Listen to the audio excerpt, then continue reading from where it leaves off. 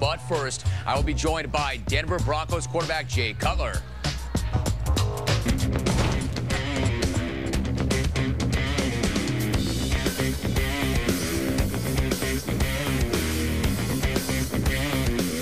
Jay, three-step drop, pump fakes, now throws the ball. Royals there.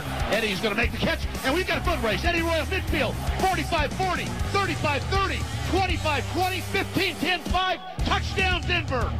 93 yards, Cutler to Royal.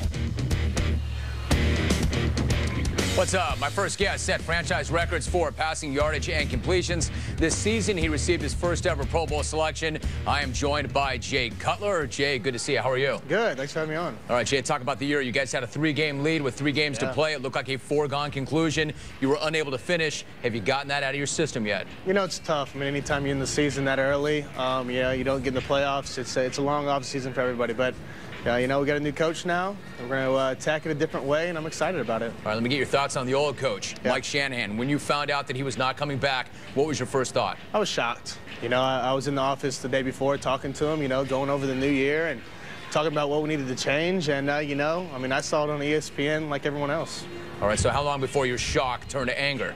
About 5 minutes after that. You know, I was a little upset about it.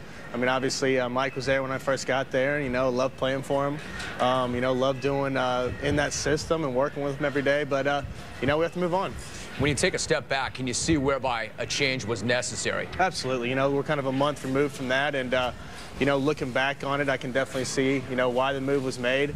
You know, talking with Josh, the few times I've been able to talk to him, you know, he's impressive. You know, he's got a lot of energy, very smart. I'm excited to work with him. So when you talk to Josh McDaniels, is your thought, he's got to earn my respect or I've got to earn his respect? You know, I think it went both ways. You know, I mean, working with Mike Shanahan over the years, you know, he's one of the gurus in the offensive mind and, you know, kind of helped implement the West Coast and take it to where it is. And Josh McDaniels has had a lot of success with Tom Brady, you know, won Super Bowls. So, I mean, he's been there and done it. And, you know, I think we kind of, you know, went back and forth, and the first conversation was great. And he's smart, he's energetic, he's got a charisma, but the guy's 32. Yeah. Is he ready for an awesome challenge like that? I think he is. You know, I mean, obviously we'll find out whenever we start getting some live bullets out there. But I think he's up to the challenge. I think he knows exactly what he's in for. It's gonna be a fun ride for me. You know, I talked to Brandon Marshall. You may know him. I talked to him earlier today, and I asked him. I said, "What was your first reaction when you found out who the head coach was?" Yeah. He said, "Coach, I hope you're not listening, but my first reaction was defense. Yeah. We need defense." Yeah. Did you have any of that when you first heard it? I talked to the owner, talked to some of the guys when we were going through the process, and I think they were thinking defense. But, you know, after talking to Josh, you know, that first time, I can see why they were sold on him. You know, he's very sharp, he's intelligent, he's bright, he's energetic. You know, I mean, you can tell that he really loves football, and, you know, he really cares about it. Hey, Jay, in the end, the defense had trouble getting off the field. Offensively, you had 7 different running backs go on IR. Yeah. In the end, were you out there thinking, I got to do this myself? You know, we had some problems. I mean, it wasn't just defense or offense. You know, we had trouble scoring in the red zone. We had a lot of turnovers.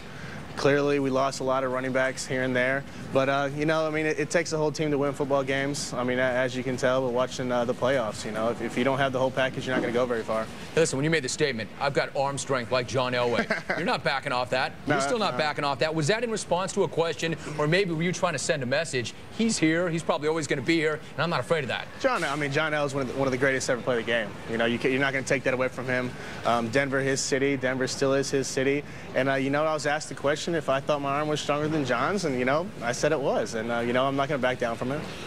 He's still there, isn't he? Oh, absolutely. You know, there's still billboards of him. You know, he's still there's still a presence of him just in the facility. You know, it's John Elway's still. I think it's still John Elway's team. It's still John Elway's town. You know, you're an inspiration to a lot of people. When you were diagnosed with diabetes, doctors told you that. Were you scared, or maybe was there a certain relief in finding out what was going on? There was a huge relief, you know, because I went through a whole 6-month stretch of really not knowing what's going on, losing all the weight, going through all the just the battle of it. And you know, when I found out, I was relieved. Had a lot of questions, you know, and they answered them promptly, and, you know, encouraged me that I could still play football, you know, and I could still be successful. Yeah, it's forced you to take a new approach. You've got to get right in your head. You've got to get right in your mind. Yeah. I mean, in a way, do you get to a point where it's more of a it's more of a blessing than a curse? Yeah, I mean, you've got to look at it a certain way. I mean, there's certain days that you feel sorry for yourself. Why did I get this? You know, it's tough to deal with it, but you got to have a positive attitude about it. And, you know, I mean, I'm put in a position, you know, that I have diabetes, and there's a lot of kids out there that have diabetes, and I mean, hopefully I can be a good role model for them. And talk about that for a minute. I mean, it's one thing to manage it for yourself, but do you feel like you've got a responsibility to get out and share the word and educate others? Absolutely. I mean, we just teamed up with Eli Lilly, and they're doing Inspired by Diabetes, and it's a big program to help kids with diabetes and help them into summer camps and stuff, and they're running a contest right now. You can go on inspiredbydiabetes.com and, you know, help me out, help my cause out, and, you know, help some kids with some diabetes. All right, I'm not having a lot of success with it, but I'm trying to find somebody who will say for the record Arizona's going to win this game on Sunday.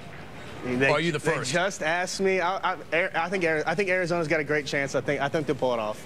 You think so? I think they'll pull it off. What do they? Well, there's the first guy for this show. Yeah. What do they have to do to pull it off? You know, they got to protect Kurt Warner. I mean, I think that's first and foremost. They got to find a way to, you know, to stop that pass rush. And you know, Kurt's gonna have to find some one-on-ones with Larry and Anquan. You know, and if they do that, they're hard to stop. I mean, that's kind of been their go-to all year. And you know, through the run in the playoffs, Fitzgerald and Bolden have played well. There's an argument for Arizona. Jay, good to see you. Thanks so much. Thank you. Good luck. Appreciate it. All right, coming up next.